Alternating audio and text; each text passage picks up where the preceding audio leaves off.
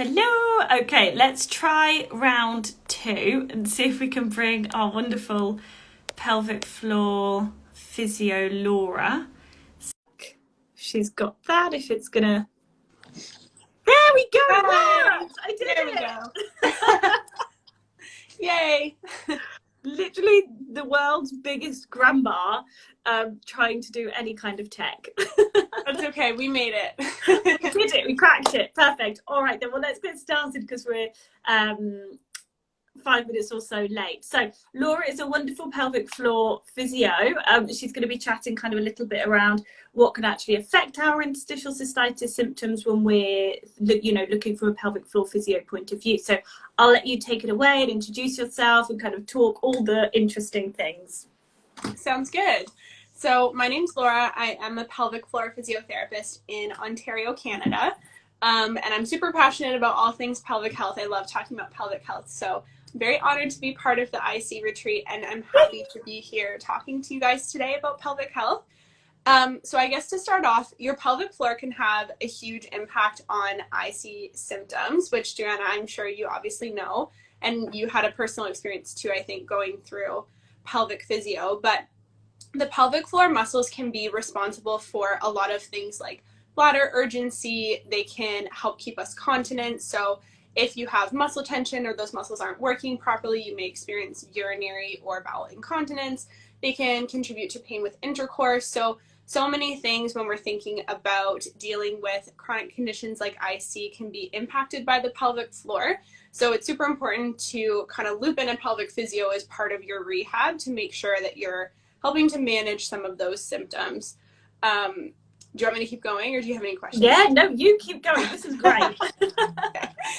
Okay, so one of the things that Joanna and I have talked a lot about that can impact your pelvic floor is your jaw. So I guess we'll start there. So the jaw and the pelvic floor have a really cool fascial connection, and they're also the two areas in the body that we tend to hold stress. And Joanna, you talk a lot about this, which is why I think it's really, I love watching your content and all that kind of stuff, because you talk a lot about the impact of stress and interstitial cystitis. And stress also has a huge impact on the pelvic floor too. It affects everything, right? Everything. So, yeah. So the jaw and the pelvic floor have this fascial connection, and they also both respond to stress. So one of the areas that I work a lot with people with pelvic floor tension is actually a little bit into the jaw. And sometimes for people who have interstitial cystitis or, chronic pelvic pain conditions, it can be really hard to connect with your pelvic floor and kind of get that feedback or feel those sensations. Or some people find that their symptoms are triggered by engaging with their pelvic floor. So the jaw can actually be a really cool way to kind of get into the pelvic floor as sort of a starting point without necessarily setting off any of those symptoms that sometimes come along with engaging the pelvic floor. And we can kind of start there, and the pelvic floor benefits from working on the jaw. The other really cool place that you can actually tap into the pelvic floor outside of the pelvic floor is the feet. So you're in your brain, in your sensory motor cortex, your pelvis and your feet are very close to each other. And so sometimes working on relaxing your feet, like rolling out the bottoms of your feet, can actually also really help your pelvic floor, which is kind of cool. That's one of the really big things, because I remember, so when I got diagnosed, it was probably the only helpful thing that I was given by any of the urologists, because I found it so hard to find someone who was actually listening to me. Mm-hmm. And they put me in touch with this pelvic floor physio, and she was fantastic. She was so lovely. But I didn't have any pelvic floor dysfunction, which I was one of the very, very few, which was really annoying, to be honest. And but I said to her, because I'd spoken to my urologist, I said, when I wee, I have pain in my feet. Like I have shooting pain down my feet. And they laughed at me.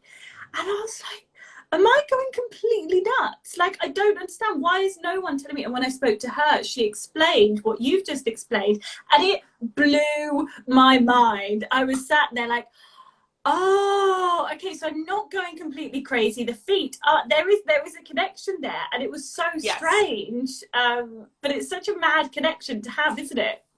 It's so crazy. And it's crazy how much you can improve someone's symptoms by sort of looking outside the pelvis too, right? Like, I think sometimes when we think about pelvic floor physio, we get so focused on like what is happening at the level of the pelvis.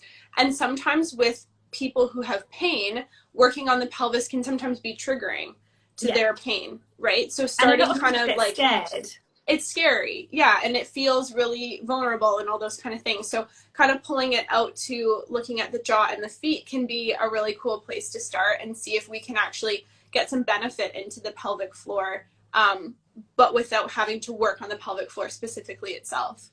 Yeah, absolutely. And it's really good because I think a lot of people that I speak to within the IC world, they tell me that, you know, they've got a pelvic floor appointment or whatever, but they're really scared because obviously they're expecting some kind of internal examination, but a lot of people flare so badly that they get terrified that they're going to flare or anything, which is why it's obviously so important to find a pelvic floor who actually really understands all the other thing, a pelvic floor physio who really understands all of the other things which we can do. Which don't necessarily mean having, you know, pelvic floor examinations, which can feel super intimidating when you're literally in pain 24/7. And the last thing that you want is anyone like touching your pelvic floor or touching anything around there. You're like, nope, that's a firm no from me today. and it's scary, isn't it? It is scary. Yeah. And I think in that vein, one of the things about pelvic physio that's really important to think about is that it's not just about assessing and treating the pelvic floor muscles. It's about a holistic approach, looking at the whole person, right?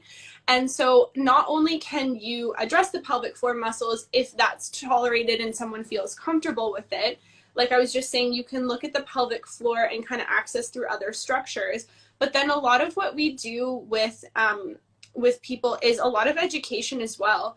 And particularly for bladder stuff, I have seen people make massive improvements just by focusing on, you know, bladder habits, like changing some of the way they go to the bathroom, thinking about their toilet position, making sure we're looking at their bowel health as well, because all of those things contribute to your pelvic health indirectly. And if you're just focusing on the muscles and not pulling it back and looking at the whole picture, sometimes it's hard to see change or improvement. So if someone is sitting, like, you know, listening to this or is kind of on the fence about going to pelvic physio, there's so many things that you can do that will benefit you that are not just about the pelvic floor muscles or having an internal assessment and treatment. And there's lots of ways that your physio can kind of get an idea of what's happening with the pelvic floor just by looking at the outside or understanding what your history is. So don't let the internal exam throw you off. If you're not feeling comfortable with that, it's totally within your realm to say no, but you can still get so much benefit from going. Yeah. And I love also that you mentioned the holistic approach, right? So that we look at the bowel that you spoke about and the pelvic floor and stress and all of these things, how they're so connected, because they're hugely connected. Obviously, the stress affects your pelvic floor. Stress also affects your bowels. It affects your gut. Stress affects your bladder. Like, all of these different things are interlinked, and particularly with something like IC, where there is no clear-cut thing of like, this treatment works for every single person with IC. It's so important to get as much information as we possibly can and get a fully, you know, whole body kind of approach to it, so that we're bringing in the pelvic floor physio, we're bringing in gut health, we're bringing in stress management, we're bringing in all of these different things so that we can actually work to proper symptom relief.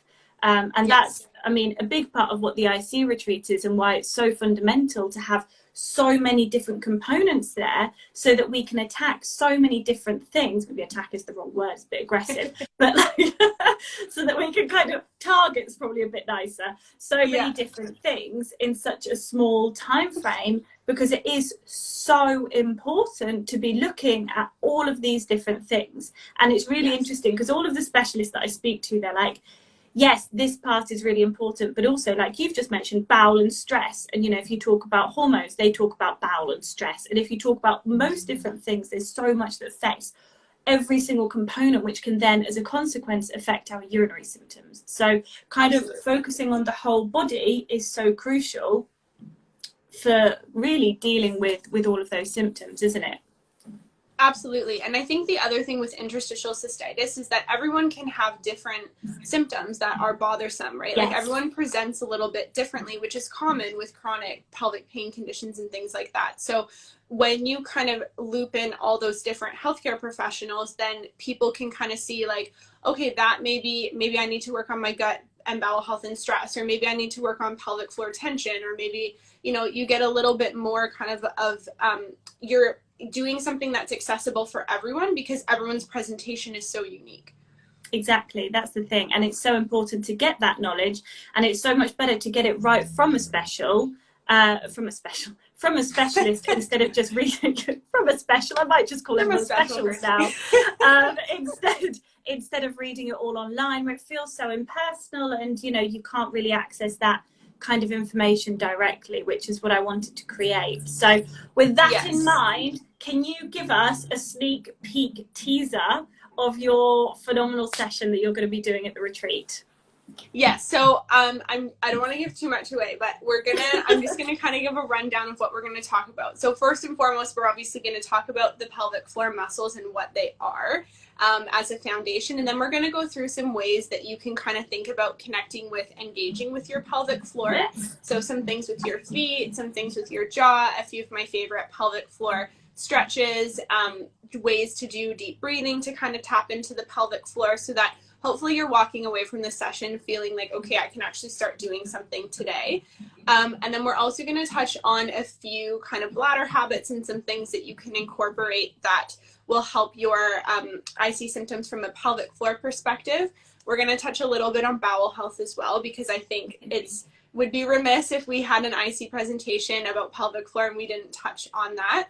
And then we're also going to touch on a few desensitization techniques. So a lot of times with IC, there's a lot of nervous system involvement, and I know there's many presentations about that, but from a pelvic physio perspective, we're going to touch a little bit on a few techniques that you can use kind of in the lower abdomen and pelvis to help maybe bring some of those sensitivities down, so that if you are thinking about engaging or working with your pelvic floor or in that area, you can try to manage some of your pain. So lots of things to go over. I'm going to try my best to keep it all within the hour, but I'm really excited. I hope that after the session, people feel like they have a bigger toolbox of things that they can do from a pelvic physio perspective. Yeah. Well, that's what it is, isn't it? It's providing people, which is such a big thing, which I wanted to also create within the retreat as well, is giving people actionable tools which they can take home and start now, because that's what we want to do. We want things that we can be like, yes, today I can do this, that, and the other. No, I'm not going to get better overnight, but there's stuff which has been given to me by a specialist who understands the condition and understands it on a whole body level, that we can then, I love how you call it a toolbox, and we can put into our little toolbox and have it ready to use on ourselves straight away, right? So that we don't have to keep waiting and waiting and waiting, which is amazing. Yes, exactly. Yeah. That's what I'm looking forward to it. I think it's going to be really fun.